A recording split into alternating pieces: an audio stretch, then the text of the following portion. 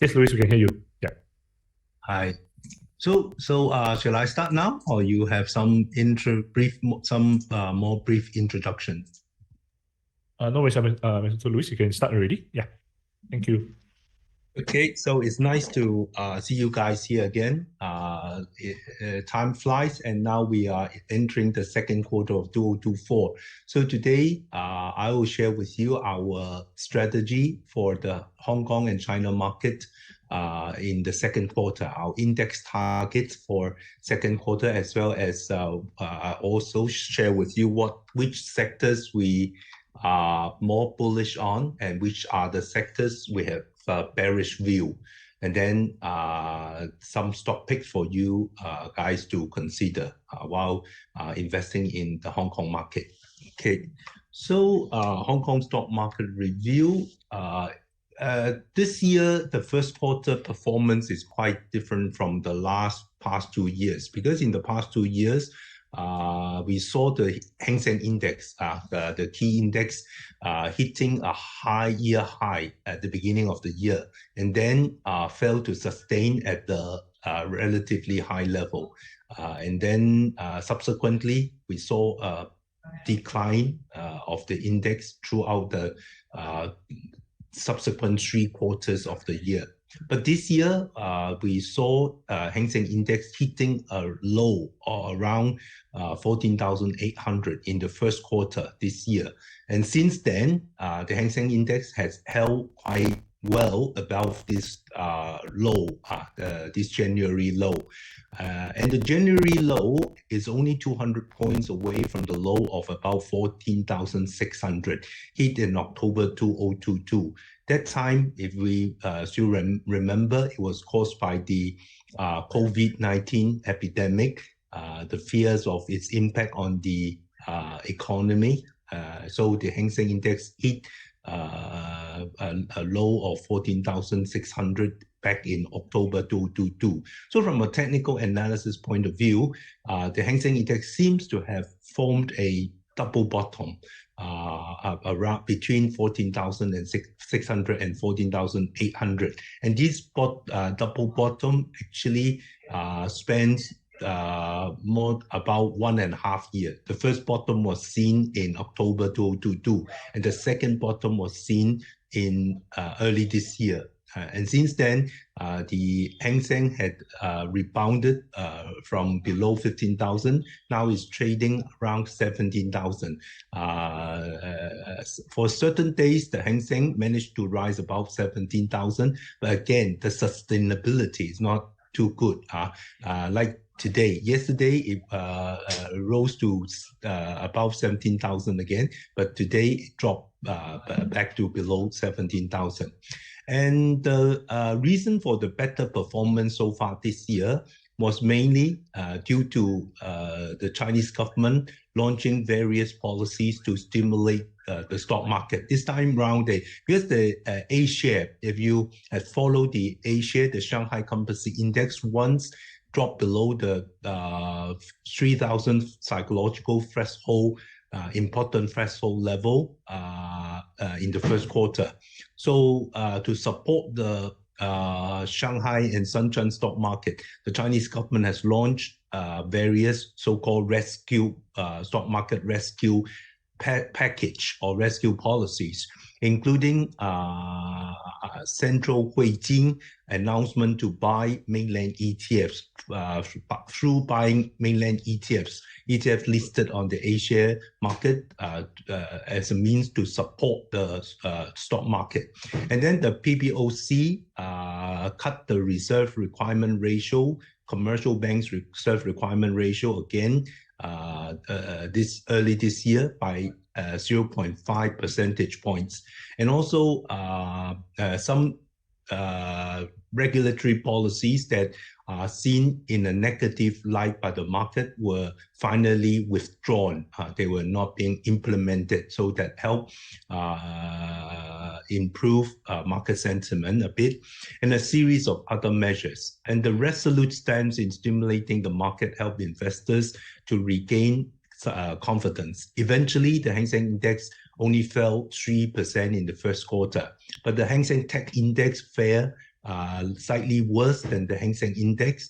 The Hang Seng Tech Index fell 7.6% in the first quarter. So that is the overview of the Hong Kong stock market in the first quarter. Now you can see the Hang Seng Index hit a low slightly below 14,800 in January this year. And since that, it has rebounded quite rather slowly. I would say the upturn is not a sharp one. It's because investors still, the confidence level is still not strong enough to lead to a strong rally. So it's a moderate kind of rebound from the from below 14,800, and you can see here in the last 1 month or so, the Hang Seng Index, the rally met resistance around 17,000.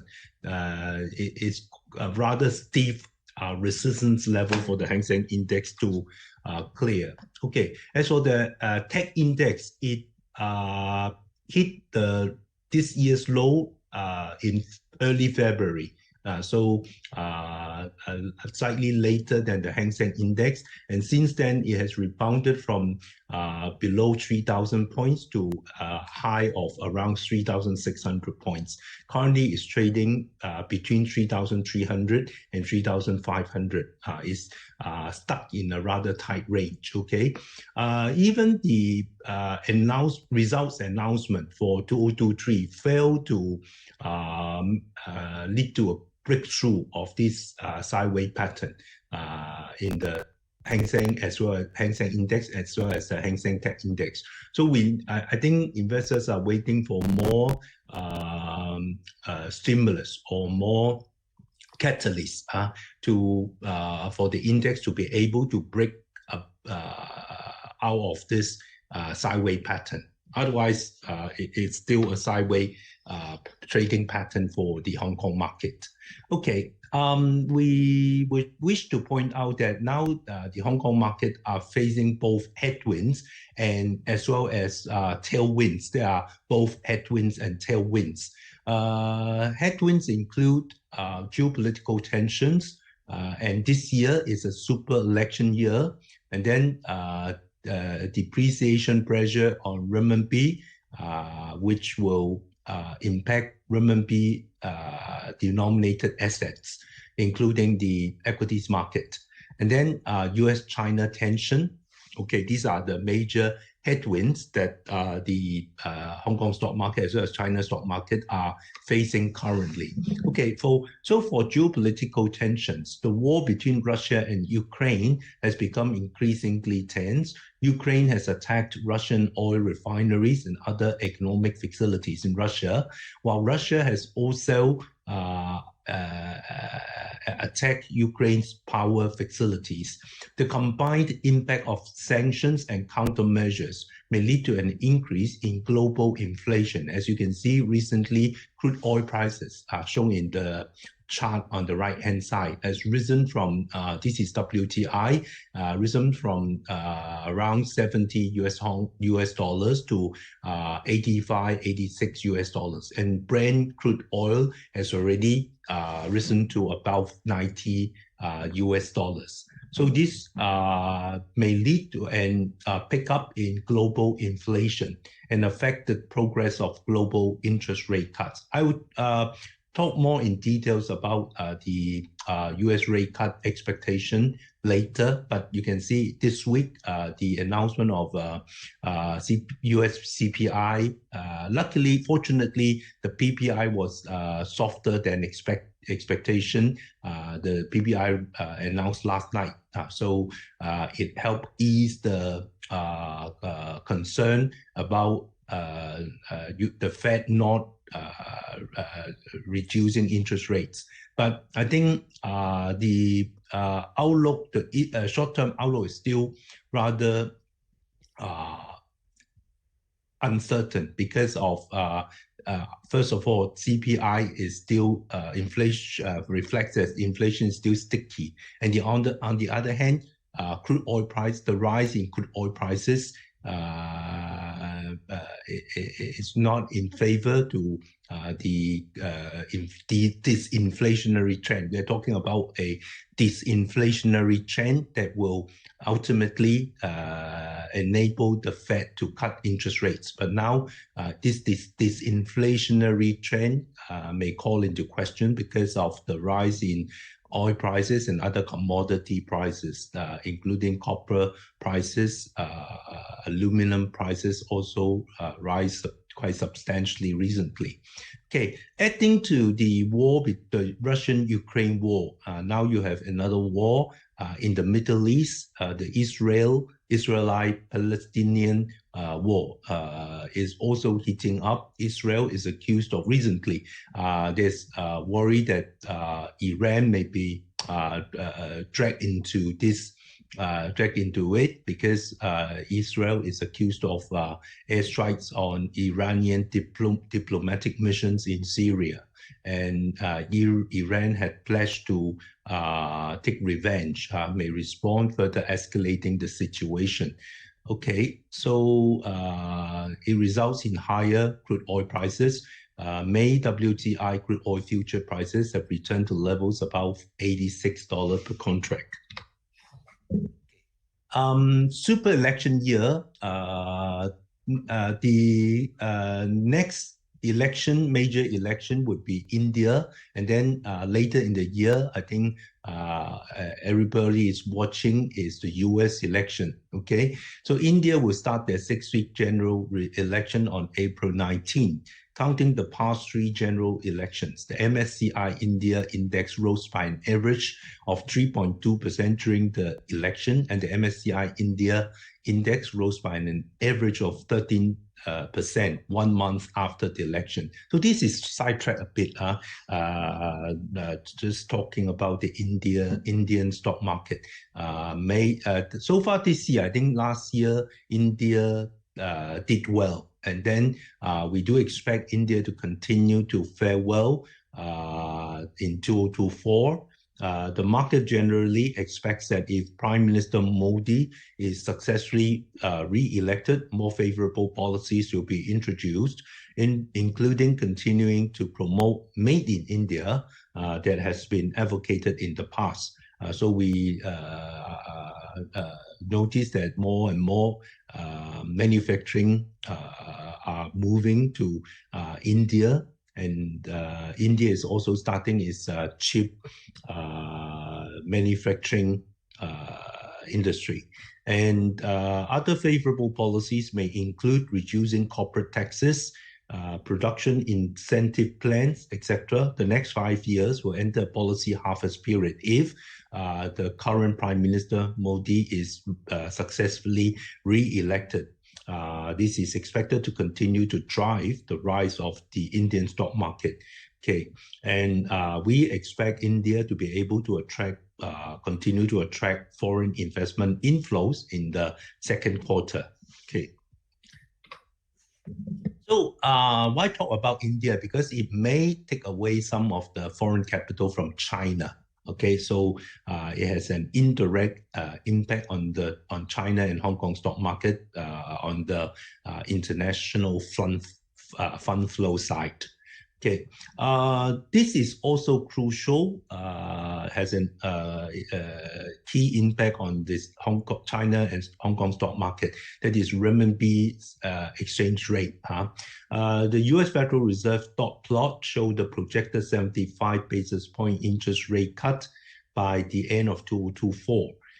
Due to the recent rise in inflation, as I mentioned just now, March US CPI higher than expected, so called into question whether the Fed will really start cutting interest rates in June. If you look at CME Fed Watch, the probability of a June cut now has dropped to below 20% from more than 50% earlier before the announcement of the CPI data. And the expectation, the probability of a rate cut in July also dropped from about 70% to 40 to below 50%. So let's see that there are still 2 months before the June FOMC meeting. So it's still dependent on the economic data, especially inflation data, to be released in the next 2 months. Okay. WTI oil futures price, as I mentioned just now, returned to $86 per contract, which will increase the pressure on the cooling of U.S. inflation. There's the disinflationary trend that has taken place. But now this may cause bring about uncertainty to this disinflationary trend. We expect a slow progress of U.S. interest rate cuts coupled with China's interest rate cuts. China, because of the slow economic recovery, so there's still need for China to cut its RRR ratio, the reserve requirement ratio, as well as interest rates. So before, if as expected, the U.S. starts cutting interest rate in June, then it will also enable the Chinese government, PBOC, to cut interest rate at the same time, concurrently, without generating depreciation pressure on the renminbi. But if the U.S. defers in cutting interest rate and China has to cut interest rate to boost the economy, then this interest rate differential between U.S. and China will pressurize the renminbi. Okay, so this is one thing we are observing. Okay. Okay. With regard to U.S.-China tension, as China's economy weakens, China wishes to attract more foreign investment, and it has softened its attitude toward the U.S. in the past few years.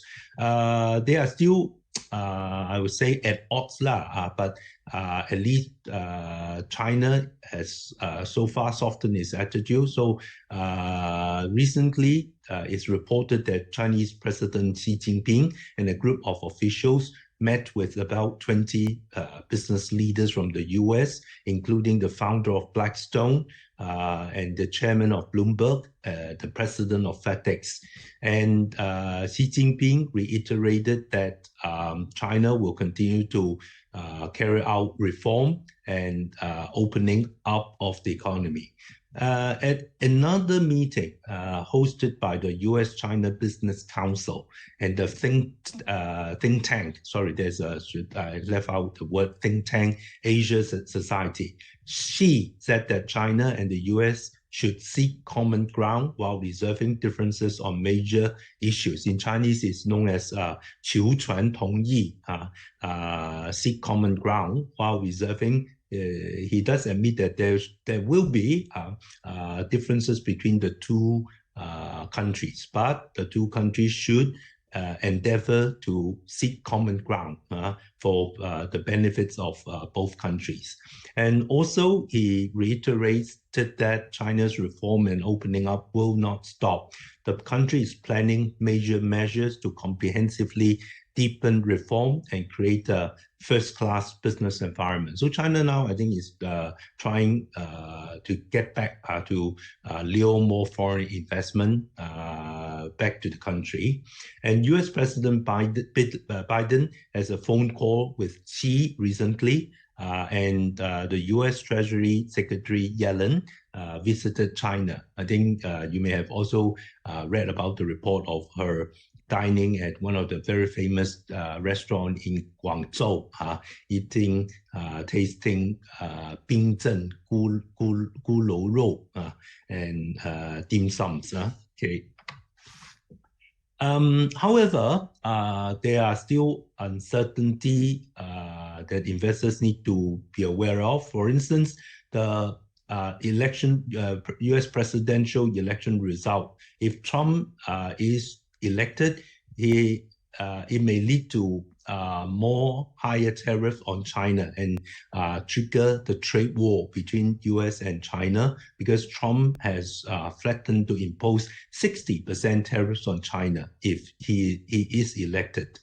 And separately, the U.S. Senate Homeland Security Committee and Governmental Affairs Committee recently passed a draft called Biosecure Act on the grounds of national security, which may impose restrictions on Chinese biotech companies. So if you are familiar with some of the CRO companies in China, Yaoming Shengwu, Yaoming Kangde, they are under tremendous pressure because more than 50% of the revenue comes from the North America. So if the US going to impose restrictions on Chinese biotech companies, they will fall victim to such policies. Okay, and the chip is another war zone between China and the US. The US is now suppressing China's biotechnology as well as chip industry, manufacturing industry, and artificial intelligence and other fields that are strategic to the US. Okay. Having said so much about the stock market headwinds, there are still some tailwinds that the stock market is seeing.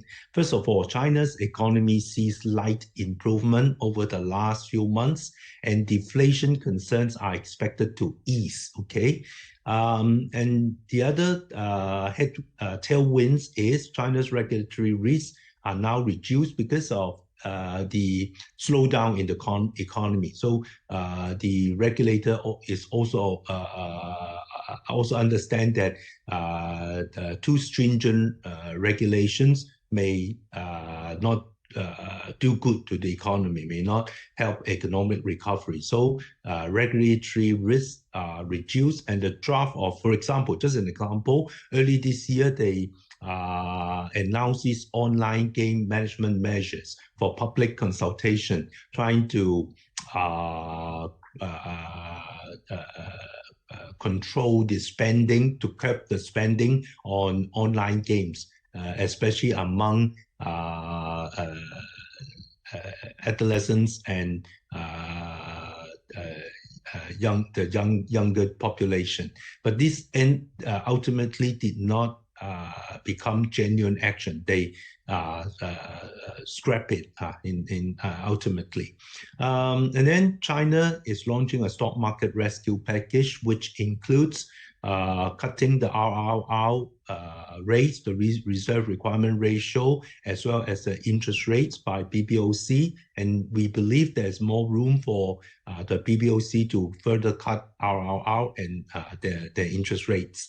And then there are also rumors that China is going to launch its own version of quantitative easing by buying more government bonds by the government, by the finance ministry. Okay, special government bonds will be issued again this year in the second quarter to promote economic growth, especially investment in infrastructure investment. Because I think it's widely reported that many provincial governments in China, they are short of money. So to finance local infrastructure investment, fixed asset investment, the Chinese government has in the past issued special government bonds to finance those infrastructure projects. So this year we do expect they will issue again. It's reported that 1.5 trillion yuan special government bonds may be issued in the second quarter to finance those infrastructure projects. Okay, and to help alleviate or help to solve the credit crunch in the property sector, China launches the so-called project whitelist, the 白皮书, to allow city governments to recommend residential projects to banks as being suitable for financial support. So they shortlist 30 to 50 property developers. Those are on the whitelist. They are eligible for getting financial support, getting loans from banks. Okay, so this is some sort of a guidance given to banks to lend money to those property developers that are in need of capital. And also, this project widely is to coordinate with financial institutions to meet project need. Okay, the Chinese market so far this year, there's an encouraging sign is we saw net inflows of foreign capital into the Chinese market again so far this year.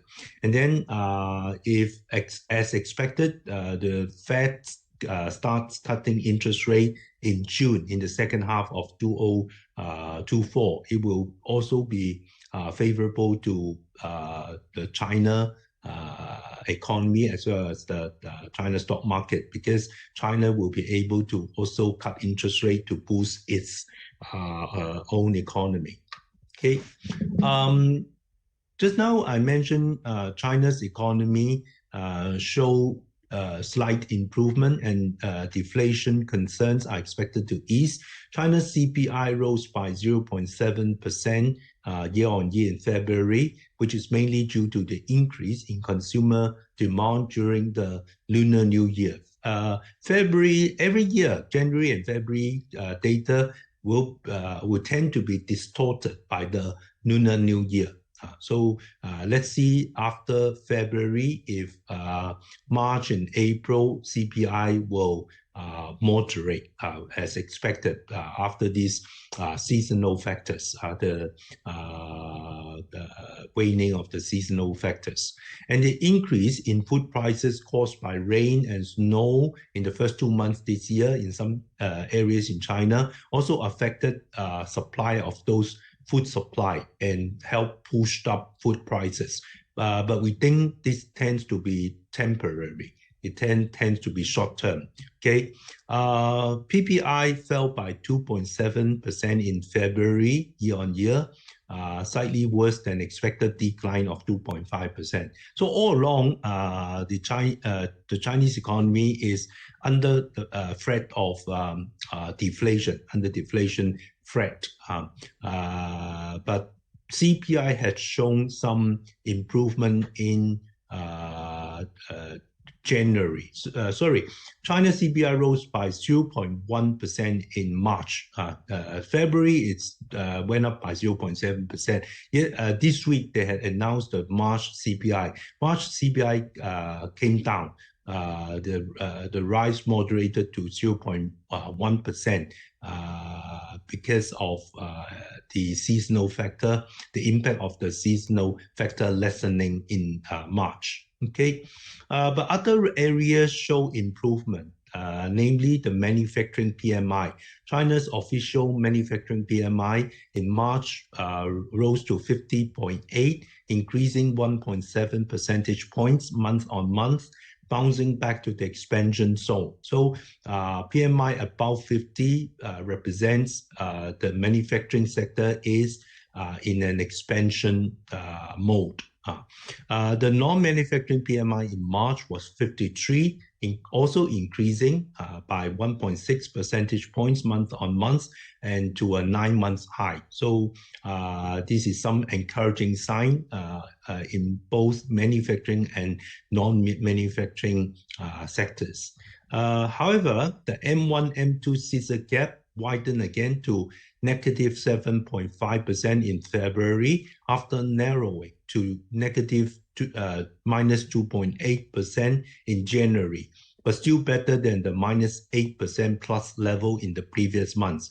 The scissor gap, the higher the scissor gap means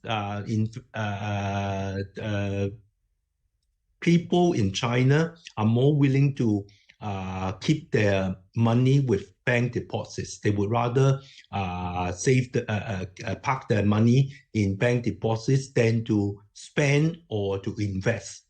So this scissor gap is one indicator that we monitor as an indicator for spending and investment. Okay, so the scissor gap, the higher, means people are more conservative. They would prefer to save up, to keep the money in deposits rather than to spend or to invest in either property market, stock market, or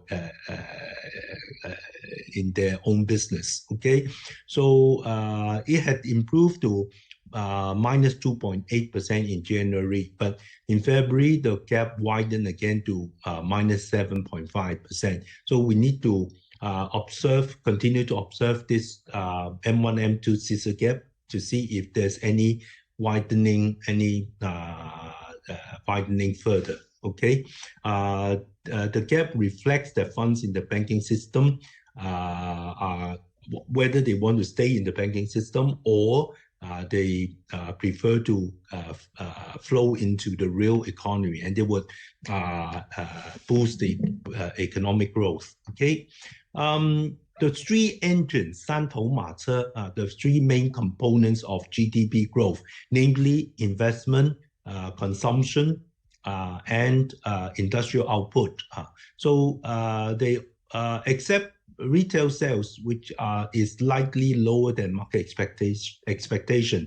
You can see in the first 2 months, the value-added industrial output of industries above the designated size nationwide increased by 7% year-on-year, better than market expectation of 5.2%. Okay, so industrial output is doing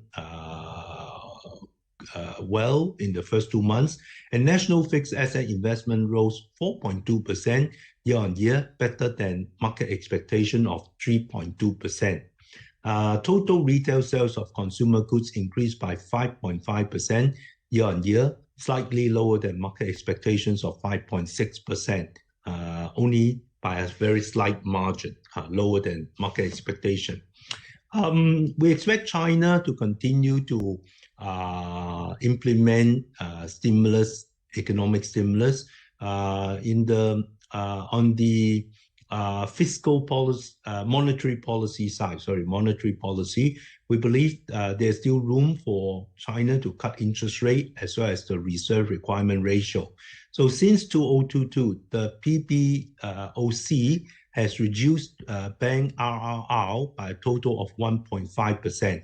The current average RRR is about 7%. If you compare to other developed countries like the US, Japan, this RRR in China is still relatively high, 7% RRR. So there's still room for the PBOC to reduce, to lower the RRR, to enable banks to have more deposits to lend out to borrowers. Okay, on the interest rate side, since 2022, the PBOC has reduced the loan prime rate (LPR) by a total of 0.7 percentage points.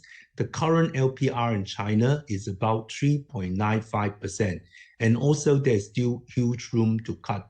In view of the CPI, which stays below 1%, sometimes it's 0%. So the real interest rate in China is very high. Okay, so the reason why China is not able to cut interest rate very fast is because, as I mentioned just now, the interest rate differential with the US, and which may pressurize the renminbi to depreciate. If China cut interest rate too fast, the renminbi may depreciate further, which China does not want to see. Weakening renminbi, which is too weak. Okay, and there are rumors that China's version of quantitative easing, QE, will be launched. QE, as an unconventional monetary policy, is often used after exhausting conventional monetary policy, such as interest rate cuts and RRR cuts. For example, before the US launched QE, the interest rates and RRR in the USR had fallen to zero. So they left very little tools for the central bank to stimulate the economy by way of monetary policies. So QE is another tool central banks can implement to boost the economy. At present, China still has huge room to cut interest rate and RRR. So we do not think this report that China is going to launch its own version of QE. We don't think it will be launched in the short term. People may mix up the issuance of the special government bond I mentioned just now, the 1.5 trillion, because after issuing the 1.5 trillion government bond, special government bond, the finance ministry will, in the past, in 2007, they had done so once before. They will take up some of the special government bond by the finance ministry to provide finance for the infrastructure projects. So this should not be seen as the same kind of QE as adopted by the U.S. Federal Reserve in expanding the balance sheet, the Federal Reserve's balance sheet. What I mean is that the buying of those special government bonds as another reason behind it is to provide financing for infrastructure projects. Okay. According to the People's Bank of China law, the People's Bank of China is currently unable to directly purchase treasury bonds in the primary market and can only trade treasury bonds from the secondary market, a regular open market operation tool of international central banks. So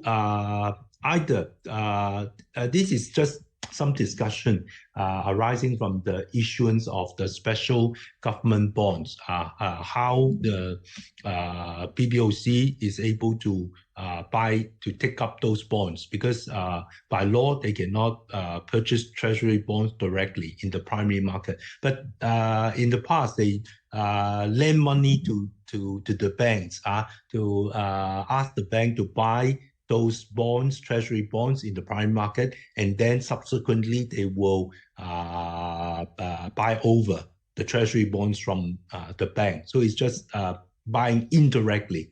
This is not quite just to let you know how it works in China for the central bank to buy to purchase treasury bonds. Okay.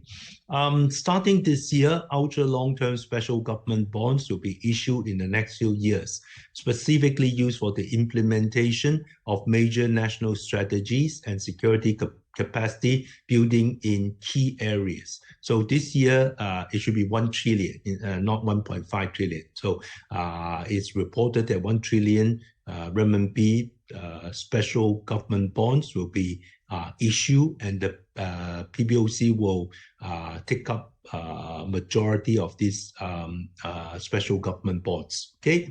Earlier I mentioned the whitelist, project whitelist of Chinese real estate companies. So this whitelist is to allow banks to provide financing for real estate companies' projects. As of March 19 this year, more than 6,000 projects under more than 30 real estate companies have been included in the whitelist, which is expected to alleviate the liquidity problem of the domestic real estate industry chain. So one of the major concern or preoccupation with the Chinese government with regard to the property market is to ensure the completion of those projects that home buyers have already made the down payment. So this 保交楼 make sure that those property projects are completed and to be delivered to home buyers, to purchasers. And this is crucial for the Chinese government. Okay, another headwind is the Chinese market starts seeing net inflows of foreign capital again. The Institute of International Finance, IIF, said that although the outlook is unclear, the market is betting on US interest rate cuts, with emerging markets recording net foreign capital inflows for the 4th consecutive month in February. So it's not that only China is attracting foreign capital inflow. Other emerging markets, including China, are seeing more capital inflows in this year because of expectation of US interest rate cuts. So investors start looking for higher, better returns in other markets. Non-residents invest a total of approximately 22.2 billion US dollar into emerging market debt and equity portfolios in February, with the largest amount of funds invested in Chinese stocks since January 2023. Okay, inflows into Chinese stocks reached 9.6 billion US dollar during the period, the most in more than a year. And there was an outflow of 6.5 billion US dollar from the Chinese bond market, with net outflows occurring in 8 of the past 12 months. We believe this mainly reflects the market's expectation of China's interest rate cuts. So I think 3 points. One point is that we observed that there is more inflow of foreign capital inflow into China so far this year. The second thing is this foreign capital inflow mainly goes into the equities market, and we observed there's an outflow of capital from the bond market. So these are the 3 observations we have. Emerging market equity portfolios without China had inflows of 7.6 billion, while bond portfolios without China had net inflows of 11.5 billion. Okay. At present, the global market is still quite underweighting the Chinese stock market. Over time, I also talked to other fund managers in Hong Kong, and they said some even went to the extreme that they had zero investment in China at the moment. But on average, most of them have underweight China and Hong Kong. And on the other hand, the valuation of Chinese and Hong Kong stock markets is at a very low level. So it's expected to further attract foreign investment inflow for the remaining of 2024 that will help the stock market. Okay, this is about US interest rate cut. We believe the interest rate cut cycle will begin, or it has already begun.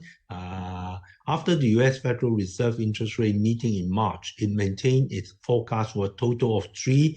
This is reiterated by Jay Powell, the Fed chair, that he believes there will be 3 interest rate cuts this year. And the dot plot reflects that by the end of this year, the federal fund rate will fall to between 4.5% to 4.75% from 5.25% to 5.5% currently. Okay, in terms of forward-looking inflation data, the US core PCE, personal consumption expenditures price index, rose 2.8% year over year in March, in line with market expectations and further approaching the US inflation target of 2%. So this is the inflation gauge that is more that the Fed is watching more closely. So CPI, March US CPI is higher than expected. Yet we will see if the PCE index, especially the core PCE index, which is closely monitored by the Fed, will also see a rising trend. If not, then I think the Fed will start lowering interest rate as expected in June. Okay, we still hold the view that the Fed will start cutting interest rates in June. The ISM manufacturing PMI rose to 50.3 in March, also returning to expansion territory. the U.S. job openings.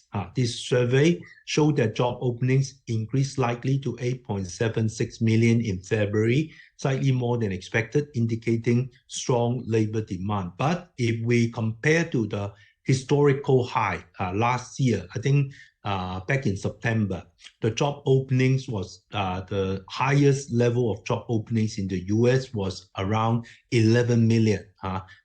So that reflects that it's very difficult for companies, US employers to get employees. So there's upward pressure on wage inflation. But now these job openings have dropped to below 9 million. Okay, and as shown in the non-farm payroll data announced last Friday, there are more people joining the labor force. The participation rate has gone up by 0.2%. So it means more and more US citizens are starting to look for jobs again. So this would help lower or further reduce job openings and alleviate the upward pressure on wage. Okay.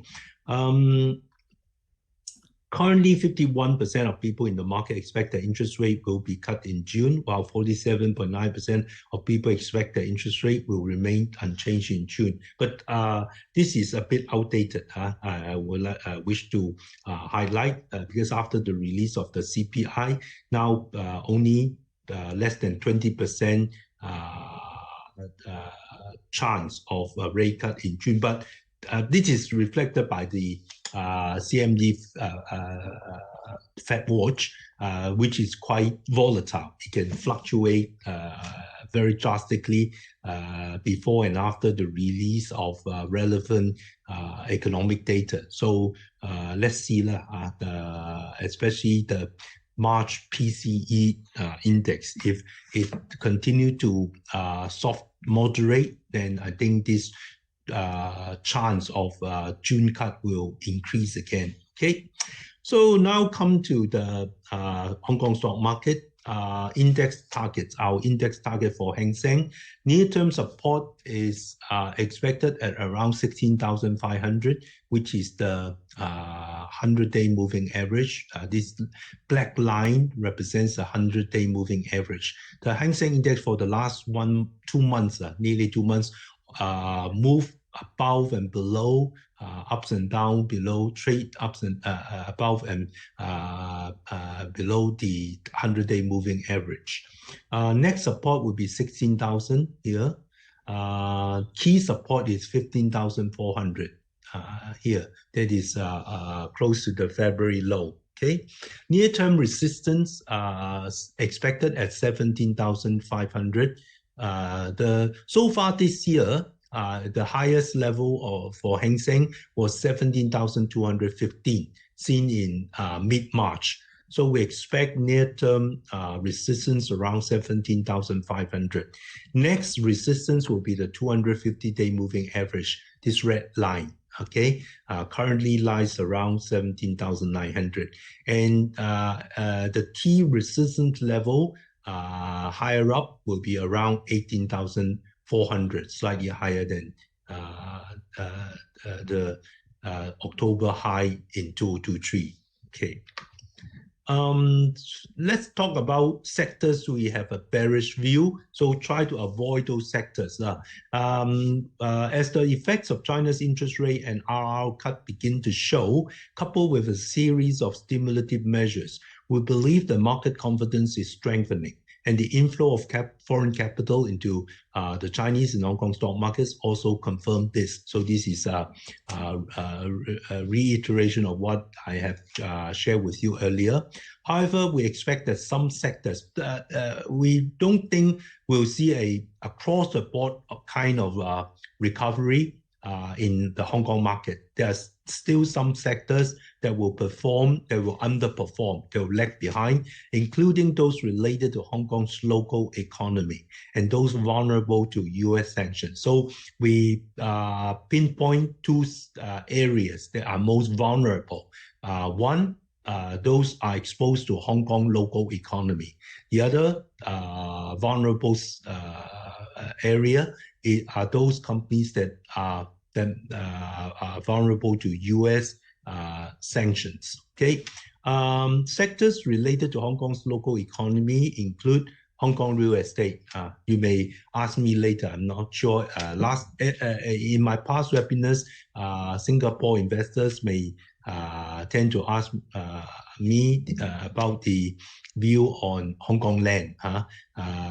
So Hong Kong land is also among the bearish sector because of now the vacancy rate of grade 1, grade A office property in Hong Kong has risen to a record high, 16%. I don't know what is the vacancy rate of grade A office premises in Singapore. I think that should be less than 10%, I guess. You may tell me if you know the number. Hong Kong now is 16%. So that also pressurized rental. So rental is coming down. Vacancy rate may continue to rise to close to 20% as the trend of work from home and also more international, multinational companies are moving the headquarters from Hong Kong to elsewhere, to Singapore and other countries, and also companies are downsizing. These are all negative to the investment property sector. Okay, and U.S. interest rate cuts have been repeatedly postponed. So U.S. interest rate higher for longer will also increase Hong Kong's borrowing costs because Hong Kong dollar is pegged to the US dollar. Our interest rate have to follow those in the US. So although the Hong Kong government has cancelled in its latest policy addressed the additional stamp duty, buyer stamp duty, and ad valorem stamp duty. Three stamp duties are all scrapped on new residents, will help stimulate property market transactions and lower the threshold for home purchase. It's reported that in March, Hong Kong property transactions saw a many-year high. It increased to more than 4,000 transactions of property transaction after the scrapping of the special stamp duties. But it is worried that it's feared that this may be a short-term impact on the property market. The pent-up demand will be satisfied, and after this pent-up demand has, the home buyers have bought the property, then subsequently the demand may weaken. We may not see a sustainable kind of property transaction for the rest of the year. Okay. Hong Kong, because Hong Kong's housing supply will be quite abundant in the next few years. Every year there are talks of new supply of around 50,000 units, whereby the take-up rate per year is less than 20,000. So this oversupply, housing oversupply in Hong Kong is quite serious, and we expect it to continue despite the scrapping of the those special stamp duties to encourage home purchase. Okay, coupled with the impact of the immigration wave, so more people are leaving Hong Kong, but on the other side, the Hong Kong government also endeavors to attract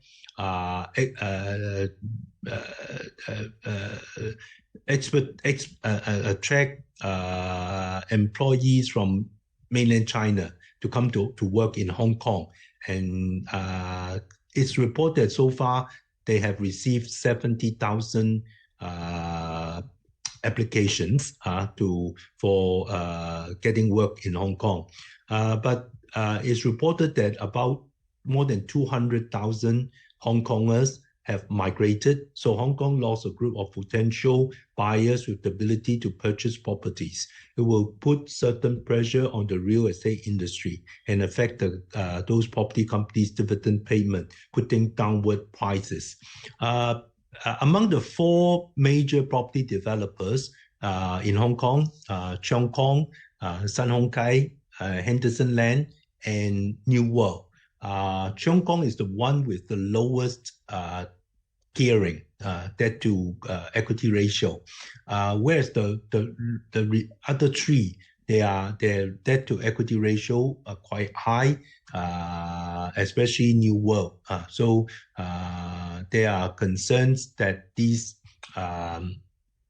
property developers may fall victim to the high interest rate regime that they have to bear higher finance costs going forward. Okay, the other sector, Hong Kong local sector that we expect to underperform is the retail and catering industry. Since the Hong Kong dollar is pegged to the US dollar, it is also affected by repeated delays in US interest rate cuts.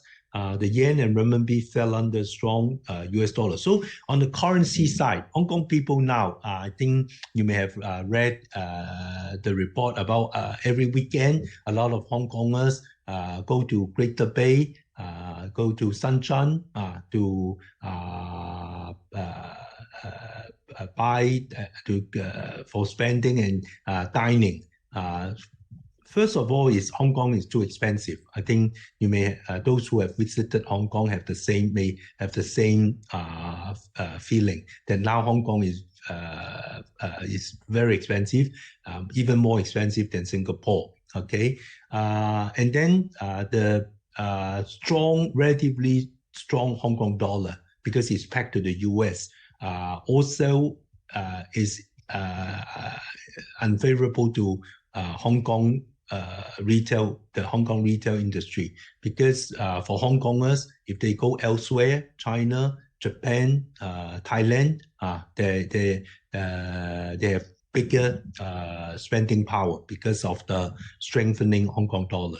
Okay, so this stimulate Hong Kong people to travel abroad and put pressure on Hong Kong's retail and catering industries.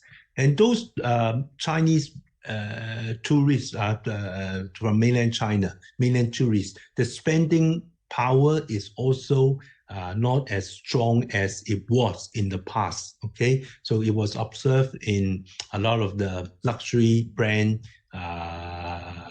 that their sales are not as good as before 2019, before the COVID-19 epidemic, because now spending power among mainland tourists also weakens. Okay, sectors that are vulnerable to US sanctions are also bearish, such as Chinese computers, chips, biotechnology, artificial intelligence, etc.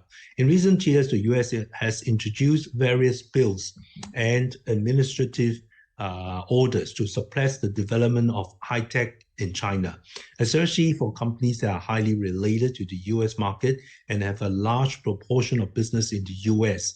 Their stock prices are easily affected by relevant news and fall sharply. Therefore, we believe that the risks are too high and are not suitable or not justified in terms of risk and return from the risk and return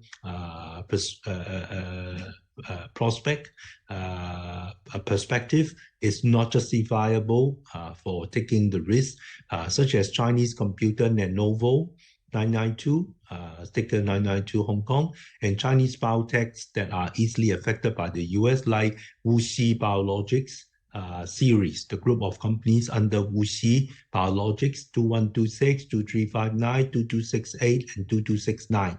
Okay. As for chips and AI, the US mainly restricts the flow of the most high-end Western technologies and chips into China. They pose in restriction on the export of both hardware and software for producing advanced chips into China. So this will hinder the development of related companies. As the technological gap between China and the US widens, it's difficult to attract funds to invest in the stocks of those related companies. So chip companies such as SMIC, ticker 981 Hong Kong, will also be vulnerable to US sanctions. Okay. We are bullish on sectors with heavy domestic demand and consumption attributes. As China's economy gradually improves and the Chinese government launches a series of policies to stimulate the market, market confidence is strengthened, which is expected to improve China's consumer sentiment. Moreover, sectors with heavy domestic demand and consumption attributes are often companies that are difficult to be suppressed by US sanctions, and the related risks are low. Okay, for example, platform economy, sporting goods, catering, clothing, and tourism industries. One of the tools that have been used to spur consumption in China is there are two tools. One is replacement of older products by new products, 以旧换新, and also 下乡, that is going to the rural areas, like home appliance going to the rural areas, car going to 汽车下乡, cars going to the rural areas, is to try to open up the spending power in the rural areas in China. But these two tools have been used so many times, so we doubt the effectiveness of these two tools, especially the car market now is getting more and more competitive. It's overcrowded. So subsidies implemented in the past may not work. And also you don't need the government to grant subsidies to people buying cars. The car makers themselves are, because cutting prices are into a cutthroat price competition themselves, to fighting for market share. So it does not need the government to grant subsidies to lure people, to induce people to buy cars. Car makers are already lowering the prices of their cars. So now the latest area for stimulus is heavy equipment, heavy machines. So recently you can see that some relevant stocks, 濰柴动力, Sumlian, 1157, they benefit from the latest policy of encouraging the ditching of old heavy equipment, old heavy machines to be replaced by new heavy equipment and heavy machines. So this will help them generate more business and revenue. Okay. We are also bullish on utility and telecommunication companies with international operations, rather than focusing on Chinese utility companies. There's one company called Guangdong Investment 270. That is the key water supply to Hong Kong. We Hong Kong people, because Hong Kong, we do have some reservoirs, but those reservoirs cannot support the water consumption of the whole Hong Kong population. So we have to buy water from Guangdong, through this company called Guangdong Investment, 粤海投资. But recently, its share price dropped a lot because it's too focused on China and Hong Kong. So we favor those with international operations. They would be more resilient to the negative to the headwinds in China and Hong Kong. We value that company's business is sufficiently diversified and whether revenue and dividends are increasing steadily. So companies focused on China's utilities may have been affected by the weak Chinese economy over the past period and may not be able to maintain a dividend payout ratio amid falling revenue, thus affecting their stock price performance. So even utilities are always seen to be very resilient, very stable. But China's utilities, they are still exposed to the weak domestic economy, and that may weaken their ability to pay dividend to their shareholders because of falling revenue. Okay.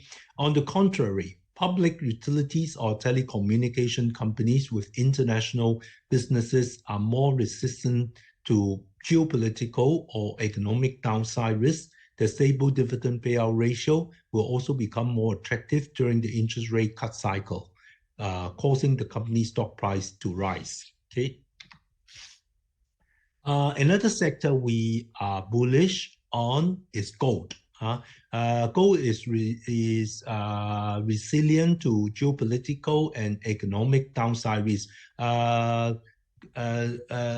Better still is gold always plays a safe haven role, so it benefits from geopolitical uncertainties. Okay, as a non-interest bearing asset, gold's opportunity cost, the opportunity cost of holding gold will decrease during the interest rate cut cycle. So why gold prices rose to record high in the recently is partly because of expectation of interest rate cut by the U.S. Federal Reserve. And the fall of the US dollar will also benefit gold prices. It is recommended to buy gold ETFs instead of physical gold. In addition to sticking with gold price movements, it can also avoid the operational risks of individual companies. We prefer gold ETFs to physical gold, to gold futures, and even to gold mining companies, because individual companies, you are not certain about the operational risk of individual companies.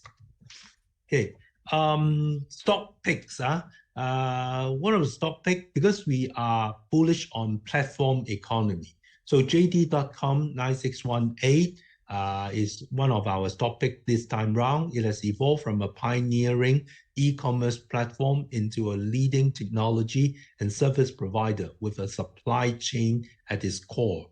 The company has expanded into sectors including retail, technology, logistics, healthcare, and more, aiming to transform traditional business models with cutting-edge digital solutions. Okay, JD Retail, it is a diversified shopping platform and retail infrastructure service provider. The shopping platform covers categories including computers, mobile phones, home appliances. In the past, JD Retail focused mainly on the so-called 3C products, camera, computers, but now it has expanded its product offering. Now it is cover categories including home appliances, clothing, beauty, fresh food, and even you can buy cars on the online platform. Has more than 10 million minimum stock keeping units, SKUs, of self-operated products, and has deployed tens of thousands of offline stores, such as JD Mall and JD Home appliances stores. So they are adopting a online to offline strategy. And now they are also transforming in another transition. In the past, they operate the platform more for third-party supplier, third-party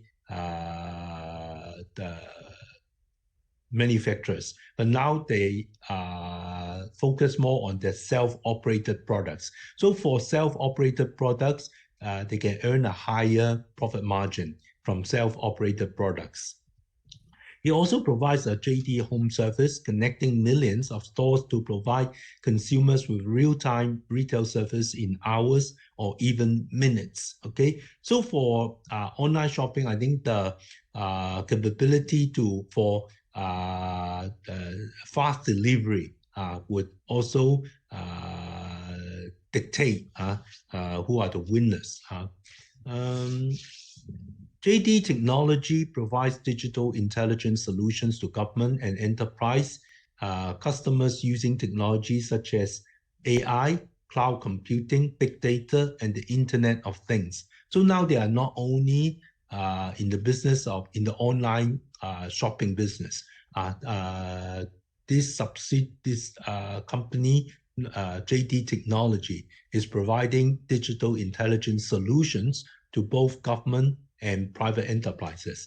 Currently, it serves more than 95% of state-owned enterprises and more than 2,500 large enterprises, 944 financial institutions, and more than 2.5 million small and medium enterprises.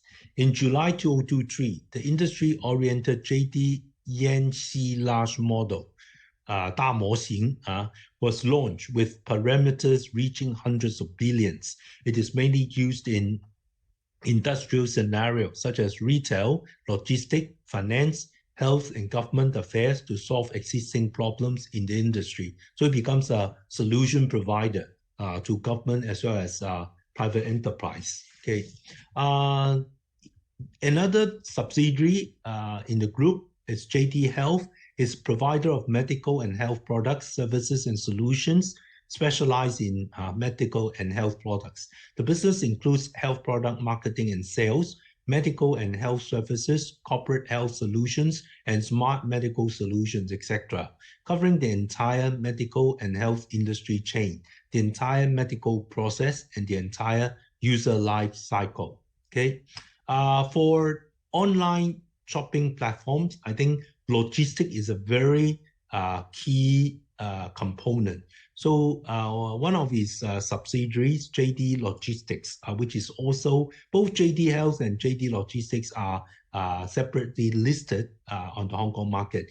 JD Logistics is a supply chain solution and logistics service provider, focusing on 6 major industries, including fast-moving consumer goods, clothing, home appliances, and furniture, 3C, computers, mobile phones, and consumer electronics, automobiles, and fresh food. By providing customers with integrated supply chain solutions and logistics services, the company could help customers improve inventory management, reduce operating costs, and efficiently allocate internal resources. Okay, so JD Logistics not only, I think now when it first set up, it mainly served the parent company, that is JD Retail, by moving its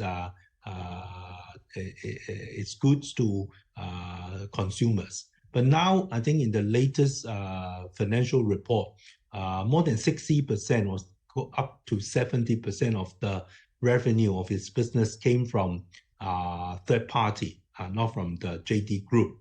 So it becomes less dependent on the parent company. Okay, JD.com, the holding company, 9618, for the 2023 full year, it recorded revenue of 1,084 trillion. A billion, billion, 1,084 billion, up 3.7% compared to 2022. Operating profit increased very substantially by 32% to 26 billion. Operating profit margin up 0.5 percentage point compared to 2022 to 2.4%. This is the operating profit margin. Net profit attributable to ordinary shareholders of the company increased by more than 1.3 times, 132.8% to 24.2 billion yuan. And net profit margin was 2.2%, up 1.2 percentage point. Dividend distribution, they have announced distribution of $38 $0.38 per ordinary share for 2023. Based on the current stock price of $102.3, the dividend ratio is 2.9% in 2023. So JD.com, I think, is viewed as a growth company. Okay, for growth company to be have a dividend ratio of 2.9%, I think is decent. Is a decent dividend ratio. Paybacks, a new share repurchase program whereby the company may repurchase up to $3 billion worth of shares, including ADS, American Depository Shares, over the next 36 months, ending in March 2027. So they have announced a new share repurchase program under which they may repurchase up to $3 billion worth of shares that will lend support to their share price. Okay, business highlights. JD Retail during the 2023 JD Singles Day Grand Promotion, 光棍日, 双十一, 11th of November every year. So during last year's Single Days Grand Promotion, the company achieved new records in transaction value, order volume, and number of users. Its JD Procurement and Sales Manager live streaming initiative attracted over 300 million viewers across China. Okay, admittedly, online shopping, e-commerce in China is getting more competitive. To be honest, okay, you have competition from Alibaba, from Pinduoduo, and the new entrants such as Douyin, TikTok, Kuaishou, as well as Bilibili. Yet we observe that JD Retail is quite resilient, is quite competitive, remains competitive despite the competition in e-commerce is getting more intense. JD Health improved its on-demand retail services. It strengthened omni-channel offerings by launching a number of self-operated community pharmacies in Beijing. They experiment in Beijing first. The self-operated community pharmacies equipped with 24-hour medicine pickup windows and in-store delivery staff to satisfy urgent need for medicines and pharmaceutical products 24-hour every day. JD Health is dedicated to providing efficient and convenient on-demand shopping and delivery services to users while completing the community's 15-minute life circle. 生活圈, 不是 life cycle. 15-minute life cycle may apply only to insects. It's life circle with professional healthcare services. So it pledged to deliver the ordered goods to consumers within 15 minutes after the order placement. JD Logistics provided integrated supply chain solutions for more Chinese brands going overseas and global customers. For example, JD Logistics supported a leading Chinese technology company to carry out effective inventory allocation in Europe and achieve rapid delivery in core European countries and regions. As the domestic e-commerce market is getting more competitive, so a lot of these online shopping platforms are going overseas, such as Temu, Shein, okay? But behind the platform, I mean, beyond the platform, you still need the logistic part, the logistic arm to support their, and it's very costly for them to operate their own logistic setup in overseas markets. So they have to rely on providers, such logistic providers such as JD Logistics or Alibaba's Cainiao. Okay. Although the company faced headwinds, including China's economic downturn, a downgrade of public consumption, 消费降级, and the company publishing 10 billion subsidies, the company's operating profit margin and net profit margin, as I have shown earlier in the table, it improved both operating profit margin and net profit margin actually increased, reflecting the company's governance is good and it can still grow steadily in a difficult environment. As China's economy gradually improves and the Chinese government launches a series of policies to stimulate the market, Chinese citizens' consumer confidence will strengthen over time, and it is expected to shift from consumption downgrading to consumption upgrading again. Hopefully, citizens are more willing to spend large amounts, which will benefit companies like JD.com that provide higher priced and better quality products and services. Okay.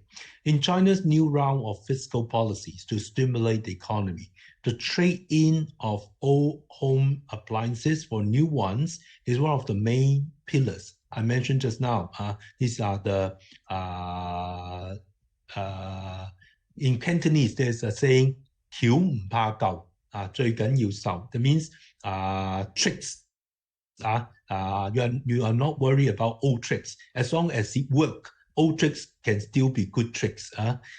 So trade-in of old home appliances for new ones will still be one of the main pillars supporting the economy, and these e-commerce platforms will benefit from the relevant policy. One of JD.com's retail strengths lies in home appliances and 3C products, and the company may benefit from this.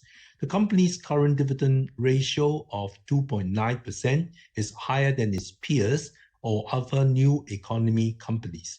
Coupled with the newly implemented repurchase plan, it can effectively enhance the company's attractiveness to investors. Okay, the share price, fared better than if you compare to the Hang Seng Tech Index, which I had shown earlier. The Hang Seng Tech Index bottomed out in early February, but JD.com share price bottomed out earlier in January together with the Hang Seng Index, and since bottoming out around $70.50, it has risen to above $100 recently, and we do expect further upside.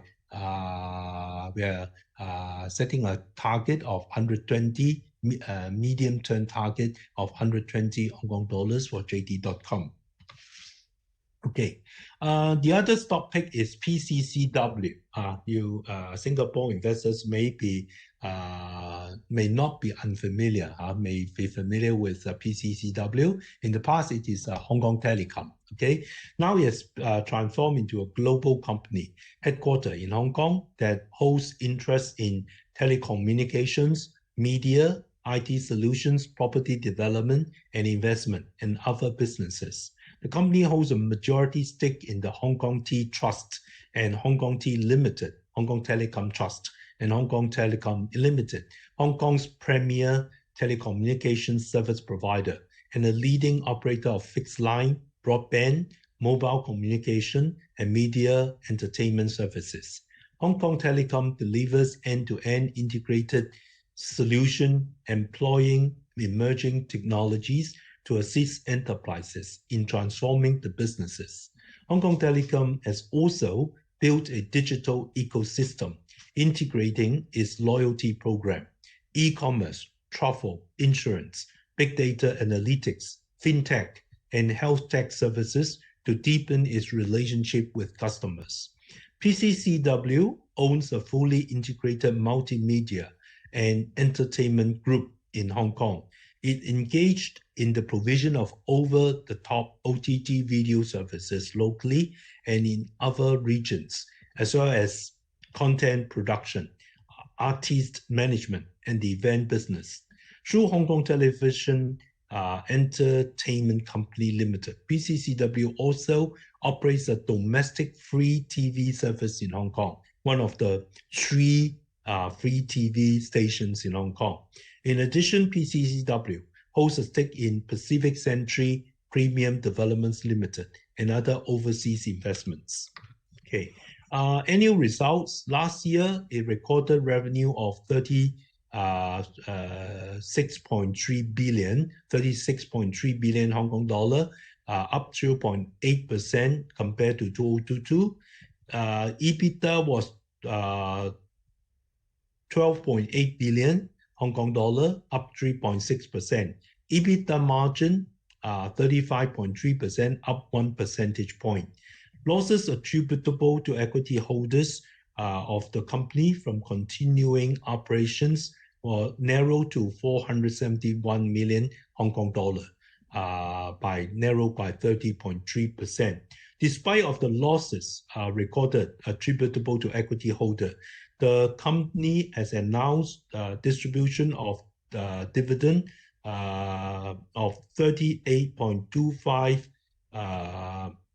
cents. Sorry, this should be the cents. 38.25 cents, not dollar. Otherwise, I must make clear here, this is a typo error. Distribution of 38.25 Hong Kong cents per ordinary share in 2023, based on the current stock price of 3.91 Hong Kong dollar. The dividend ratio is 9.8%, close to 10%, so much higher than bank deposits and US Treasury yields. Let's focus on the media business, which performed well. Its OTT business revenue amounted to 2.452 billion Hong Kong dollar, increasing 22% year-on-year. Its EBITDA amounted to 592 million Hong Kong dollar, increasing 233% year-on-year. Free TV and related business revenue amounted to 952 million Hong Kong dollar, increasing 5% year-on-year. Its EBITDA amounted to 190 million, increasing 96% year-on-year. View TV, VIU, it has a paid subscription channel. So View TV's paid subscription channel revenue increased by 32% year-on-year. Paid subscribers reached 13.4 million, increasing 10% year-on-year. Advertising revenue also went up, increased by 15%. Monthly active users, MAU, reached 62.4 million, continuing to lead global peers in the Southeast Asian market. I'm not sure if you can view TV's pay programs in Singapore. I presume you can. Maybe you are already one of the active users. Okay, for Hong Kong Telecom, as worldwide travel resumed in 2023, Hong Kong Telecom, Hong Kong T, witnessed a significant upswing in demand for its consumer mobile business, especially roaming services. Consumer roaming revenue returned to 95% of pre-pandemic levels in the second half of 2023. So it has recovered almost 100% before surpassing them in December. They already surpassed the pandemic levels, while the number of roamers nearly doubled. This resulted in a significant year-on-year rise of 176% in total roaming revenue for 2023.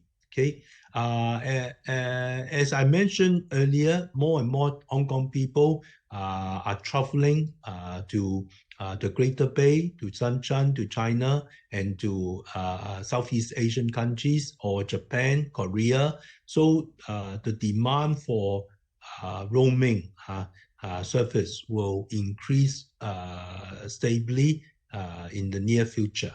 The total number of 5G customers reached nearly 1.4 million, increasing 32% year-on-year. Okay, the business has grown steadily and the dividend payment has increased steadily in the past 6 years. The current dividend ratio of 9.8% is actually quite attractive.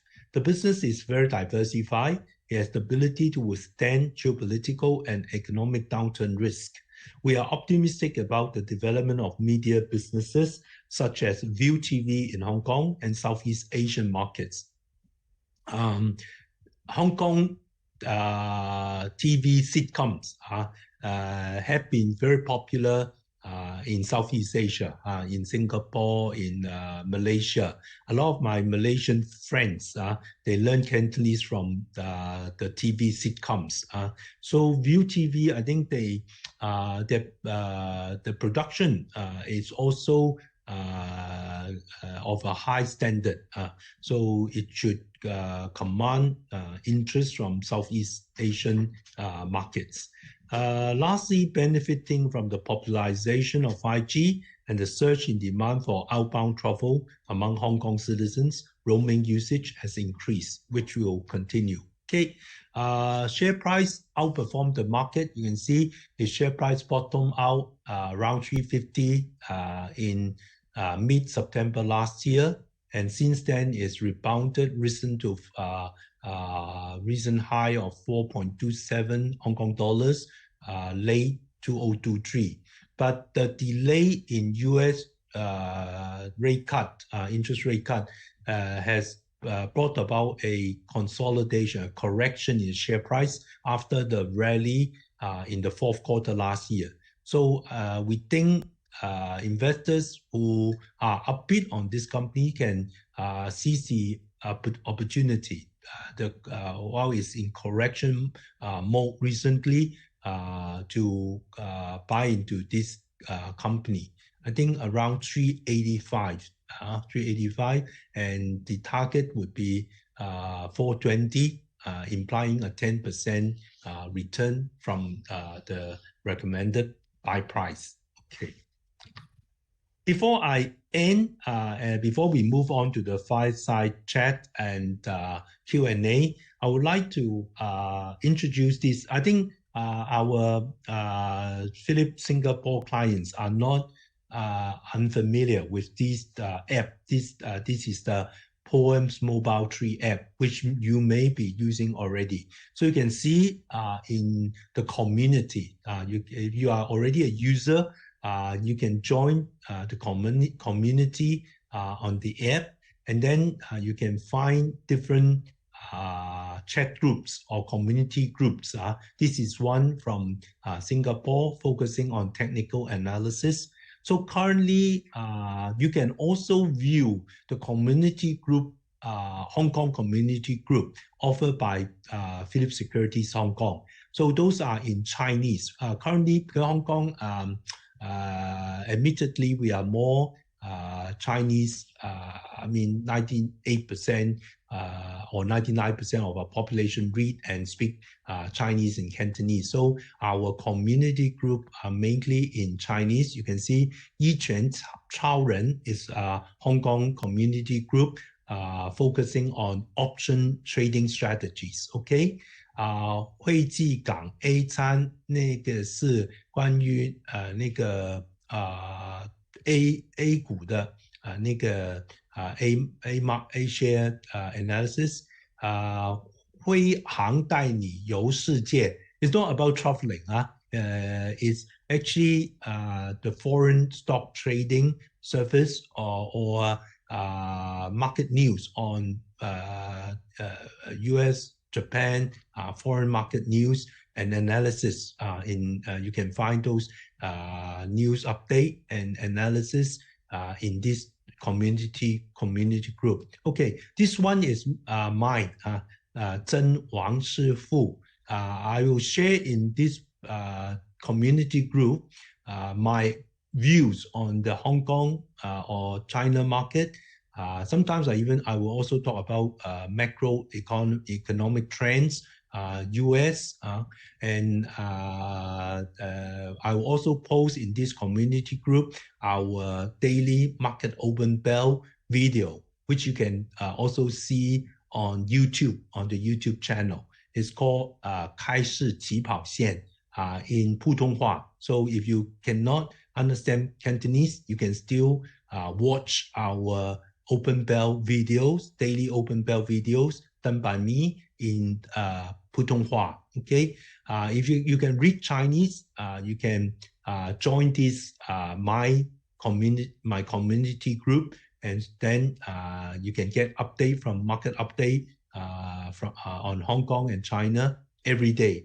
And also I will if if possible, I will reply questions in the community group. Can we show here? No, we cannot show. Can we show? Show. Okay, it's quite instant. Sometimes if I do have the time, I will reply like Q&A. You ask about a certain stock, then I will try to give instant reply in this community group. Although now currently it's in Chinese, but you can ask in English. I can reply in English. For English question, I reply in English. But the posting of commentary, because most Hong Kong users they prefer to read Chinese, so it's in Chinese. In future, if there's demand for English commentary, English analysis, I will also do that and post it in the same community group. Okay, so and there's another one called IPO 打新交流. That's about IPO subscription in Hong Kong. Hong Kong has been, but last year it has dropped to the 7th position. But before, Hong Kong used to be top 3 in IPO fundraising. So IPO still an important investment activity in Hong Kong. So we have this community group focusing on new IPOs, the strategies for new IPOs. If you want to find out whether certain newly listed companies are worth for subscribing the IPO, you can join this community group to find out the latest information. But do join. You can find these community groups from the community button in the Poems Mobile Tree app, and then you can join the Hong Kong community groups. Do join mine so that you can have update from daily update from our open market open bell, as well as the daily latest daily update. So I will end here, and let's see. Move on to the fireside chat and Q&A. Yes, thank you, Louis, for the interesting presentation and also sharing on the Poems community. So I think there was one question just very briefly, right? If you are new to the Poems community, you want to join in, just need to download the Poems 3.0 app. And then thereafter, you can just click on the community button and then just join. There's no need for any trading account yet, even if you register and join the app. The app itself is free to register and join without the trading account. But of course, if you have a trading account, you can log into the trading account and can join the community as well from there. Okay, so let's move to the fireside chat and also the Q&A session. If you have any questions, do in the Q&A box. Right, so I think one of the questions that was actually upvoted, right, is actually on the aspect of AIA expectations. Because I think there's some price drop for the 1299 Hong Kong AIA. So any concerns or any recommendation on this counter? Okay. In the past, it benefits from mainland tourists coming to Hong Kong to buy insurance policies, because a lot of its business are generated in Hong Kong, but not from local Hong Kong citizens, but instead actually from Chinese to mainland tourists.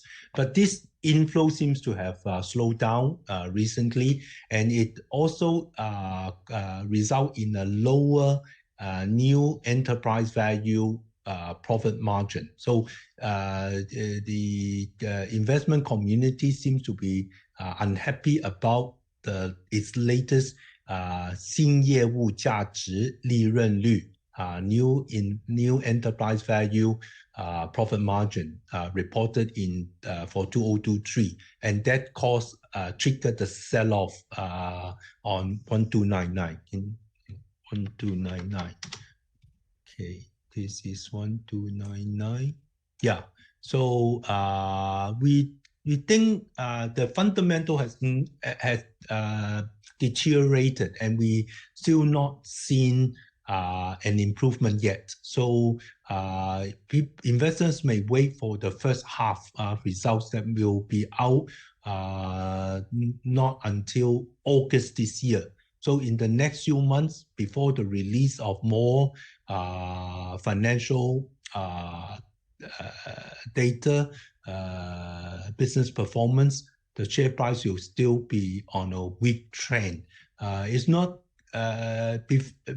in early April, it dropped to $50.15 and then rebounded. But after the rebound today, it dropped below $50 and saw a new 52-week low. So it's still on a weak trend. Okay. Next one is actually, I think you mentioned one of the bearish sector that you have is on the property side. But I think there's a few questions that actually they are interested more if whether it's a good time to invest into some of the property counters for passive long-term income. I think more for the dividend income. So one of the counter that you refer to is a CK Infrastructure 1038, and another one is the Link REIT. So any views on these two as a for long-term income type of prospects? Yeah, CKI Infrastructure, although it's under the Cheong Kong group of companies, is not engaged in property real estate development. It focuses on infrastructure, and over the years, it has moved its focus to outside Hong Kong. Now it has power network in the UK, water supply, natural gas supply in the UK. It also has environmental protection business in Europe, in Holland, and New Zealand. So we expect, it to be a resilient play and a stable income play. Since its listing, it boasts that every year is able to increase its dividend payout. Since never for any 1 year, it has not increased the dividend payout. So for investors looking for dividend return, so I think this is a good company worth investing in, because first of all, the business nature is very diversified, and it is also very globalized. It's very stable and resilient. And then secondly, its dividend payment record is good, increasing dividend payout every year. And I think now the dividend yield still 7%. Let me see. The latest, because its share price has corrected a bit lately, as you can see from the price chart. So the dividend yield now is about 5.7%, slightly better than the 10-year US Treasury yields, better. And 16, how can we, here, yeah, I want to show a longer trend. Its share price rallied very rapidly in the fourth quarter of 2023 on the hope of US interest rate cut that will boost its attractiveness as a dividend play. But as I explained earlier, now the US, whether they will really cut interest rate in June is still uncertain, although we still share the view that the Federal Reserve will start cutting interest rates in June, but the market may think otherwise. There's divergent thinking in the market. So this caused the share price to correct after the rally in the fourth quarter last year. So actually it's a good entry opportunity for investors during when its share price corrects after the rally last year. Suggested entry price would be $44, 44 Hong Kong dollars. And first target, if it's able to see to retest the year high of 48.50, then you're looking at 10% return from $44. Stop loss, recommended stop loss at 42. All right. Thank you for the view on the CKI. So another one is I think there was a stock pick from you for JD. So in correlation, I think people are also interested in the other big tech companies like the Alibaba and also Meituan. So any views on these three, like any preference or only JD is more suitable in terms of the diversification? Yeah, because on the e-commerce arena, we think JD is getting more competitive compared to Alibaba in the battle with other e-commerce players such as Pinduoduo and the new entrants such as Douyin, Kuaishou, and Bilibili. And the logistic part, we think JD is also stronger than Alibaba. And Alibaba, some of the growth new business did not perform very well, also drag on the share price. For instance, the cloud service now is losing market share to China telco operators such as China Mobile and China Telecom. Okay, but the share price, I think it will also it has bottomed out.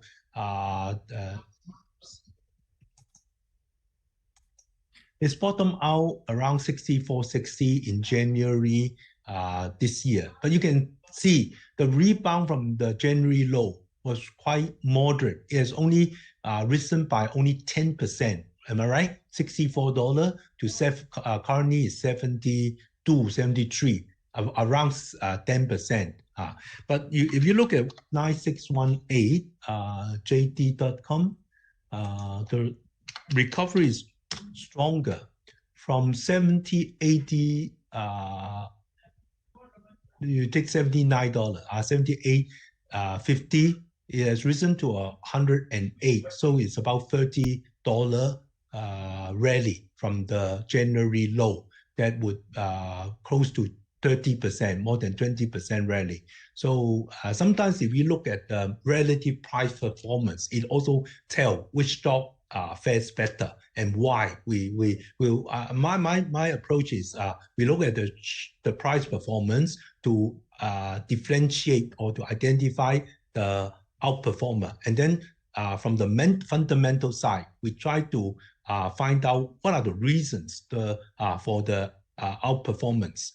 So the reasons I think I have put forward already earlier. Our views on JD.com. So Alibaba, it will gradually recover the share price, but on a slower pace. Okay, we expect resistance around 76 to 77 Hong Kong dollars. Since you can see the $77 was seen in early February, and since then its share price was on still a weak note.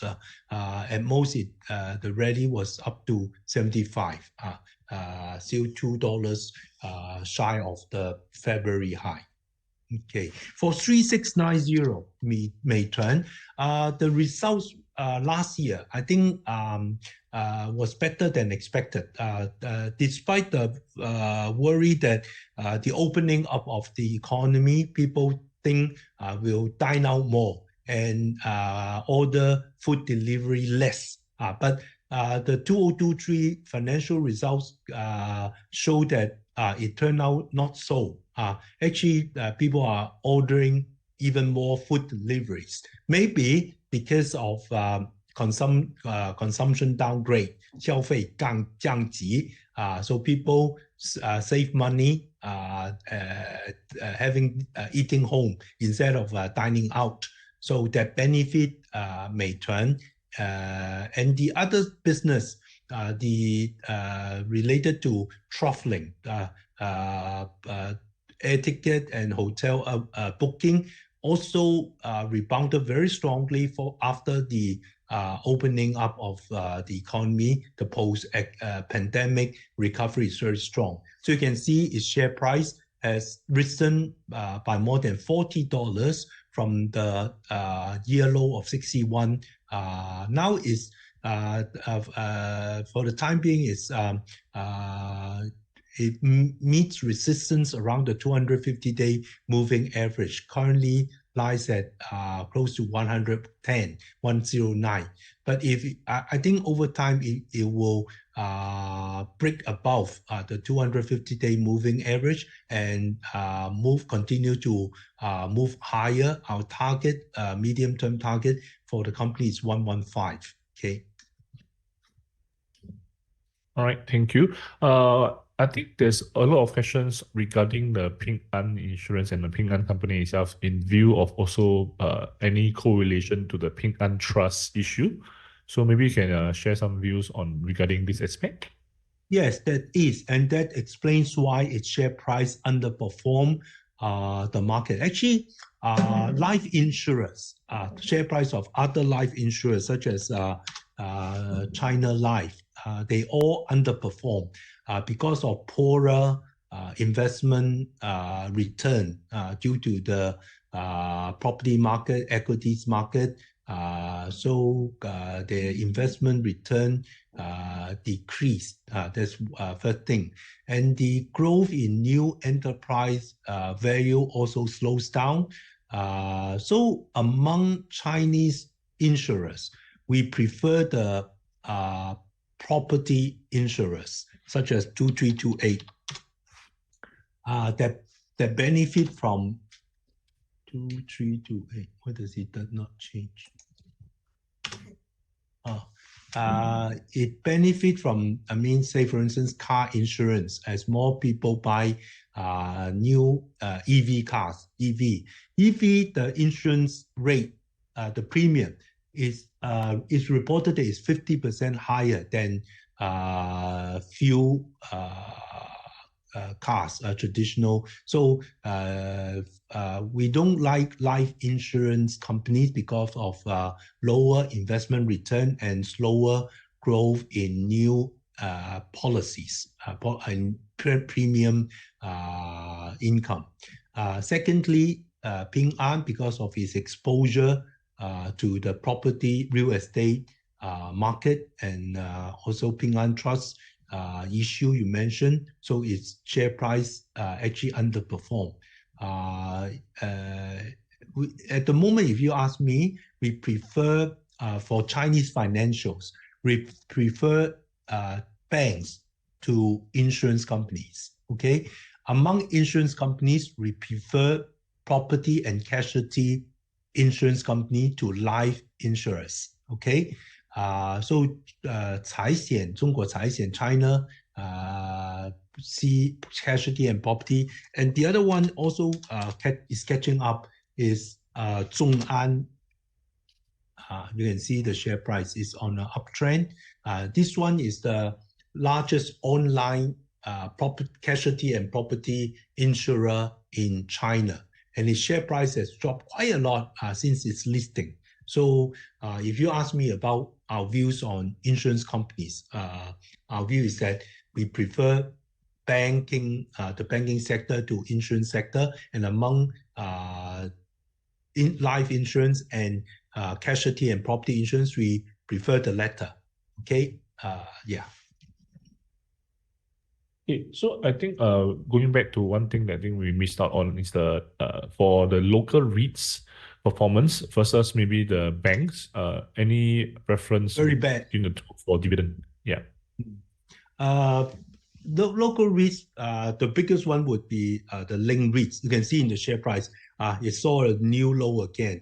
Although in some people's view, it looks attractive. When the share price goes down more, the yield would be higher. The dividend yield dividend ratio will be higher. Yet, if it continues to head south, then the loss in share price may not make up for your dividend income. Okay.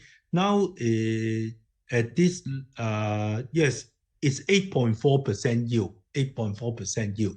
But you may have heard about lots of close down of茶餐廳, restaurants, shops in Hong Kong. So even for Link REITs, which is viewed to be more resilient because of its shopping malls are not those catered for tourists. They are more the neighborhood type of shopping malls. Yet, even the neighborhood shopping malls are affected by the current Hong Kong market sentiment that there are more close downs, admittedly, more close downs. Sad to see, but it's unavoidable because more Hong Kong people go to Sunshine, Greater Bay every weekend and spend less time and less money in Hong Kong. So Link REITs also enter the office property part over the last few years. So it has a new office property in Kai Tak, which is oversupply, as I mentioned just now. Even for Grade A commercial properties in Hong Kong, the vacancy rate has gone up to 16%. So we expect more rental downward adjustment in the next 2-3 years. And then the share price may underperform. I think the downtrend is not ended yet. Has not ended yet, despite that it's offering more than 8% dividend yield. You may ask the question why, even with the 8% dividend yield, is share price still see new lows? It's because of the expectation of lower earnings from the REITs. Okay, so another one is a popular question is the difference or preference between the China bank, like local Hong Kong bank, or the China the big four banks. Okay, I think we prefer the international Hong Kong banks with international exposure, such as Standard. Okay, the pure local Hong Kong banks are also catching up, such as Hang Seng, which is where you can see the share price, because it has announced a new repurchase program that also lends support to the NPL ratio in Hong Kong will certainly go up in the near future. So we prefer Hong Kong banks with international exposure, namely Standard and HSBC. HSBC also, the share price you can see outperformed the market. It has risen to as high as 65 Hong Kong dollars, but now is you see a correction towards the 10-day moving average. So it would be a correction would be a good entry opportunity for investors who like these local banks with international exposure. Okay, I think we have to wrap up because time is almost up. But like Louis has mentioned, so you can actually join the P3 community group if you actually wish to actually learn more about this questions that you might have to share with him. And he can actually answer in English or in Chinese. All right. So I will share some slides. All right. Okay, where you can actually take a look. Right. So this is the QR code for the feedback form, and also you'll be receiving a copy of the slides if you do send via the QR code. All right. I think you can see the slides, right? Okay. Next one is this. Okay. So our next session will be for the Malaysia market, where it will be for next Monday. Well, of course, we do have other sessions for Thailand, Indonesia coming up as well. Okay. So I'd like to thank everyone for joining us. For the session just now, we'll be uploading the recording on the Phillip Capital Facebook page and YouTube. So you can actually view the recording of the webinar on your own time as well. So we also have other interesting webinars going on almost every other day. All right, so you can see and join us through our education page on our homepage itself if you wish to join the other webinar or seminars. So do take your time to also fill the survey. I'll flash the QR code again. So you can fill the survey to actually let us know how to improve the experience with us in future. All right. Okay, you can also join our investing community groups, which I mentioned just now. It's either for Singapore one or even the Hong Kong investment groups, where Louis also share his opinions and ideas there. So once again, we thank you for joining us, and we hope to see you next week, all right, for the different sessions. We do have our flagship main event for Singapore Strategy and Stock Pick on 20th of April, Saturday, between 10 to 12 p.m. So that will be held at the Raffles City Tower, or if you cannot join on the physical site, you can actually join us online on webinar as well. All right, so thank you everyone for joining, and have a nice day ahead.